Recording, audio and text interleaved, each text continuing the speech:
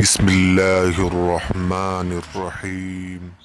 xigmadaha ilaahay waxaa ka mid ah in uu shay kasta u yeelay sabab maxsuul kasta oo aynu aragnaana waa mid ka dhashay sababo badan oo is-cuskaday.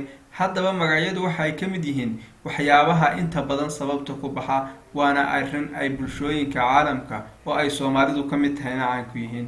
tusaale ahaan, dadkeenii hore marka uu qof u dhasho, magaca ay u bixinayaani waxa uu ahaa mid sababaysan oo ku qotoma xaaladda marka lagu jiro. tusaale ahaan, inanka dhasho xilliga kaliisha waxaa loo bixiyaa kaliil, amaba ka dhasha waqtiga uu cirku hoorayo waxaa loogu magac daraa rooble. sidoo kalena marka aad la kulantid nin colaad la yidhaahdo oo aad weydiisid sababta magaca loogu bixiyey, waxaa suurtagal ah inuu kuu sheego in uu dhashay xilli colaadeed.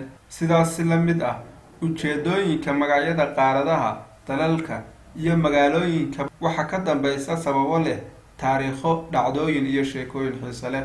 hore waxaynu usoo aragnay ujeedooyinka qaaradaha Afrika iyo Yurub loogu bixiyo magacyadaas.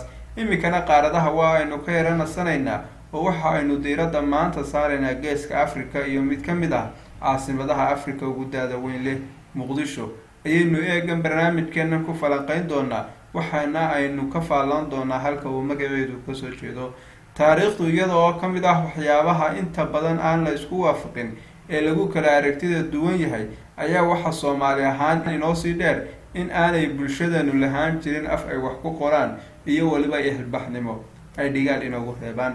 haddii aynu gorfayno halka uu kasoo jeedo magaca Muqdisho, waxaa buugaagta sooyaalka inooga soo baxaya dhowr sababood oo aynu 5 ka mid ah barnaamijkeena kusoo qaadan doono. qodobka koowaad waxa uu sheegayaa in ay dowladii Farisiyiintu ay waqti hore ka talin jireen magaalada Muqdisho oo ku taalay xeeb istiraatiijiga, waxaana magaaladan u joogi jiray suldaan uga taliya una fuliya danahooda. haddaba Farisiyiintii waxa ay magaaladan u bixiyeen maqcadu shaah. magacani waxa uu ka kooban yahay 2 kelmadood oo ay hore tahay af Carabi, halka ay kalena kasoo jeedo luqadda Farisiyiinta. maqcadu shaah waxa ay la micno tahay halkii uu fadhiisan jiray suldaanku ama fadhiisinkii suldaanku.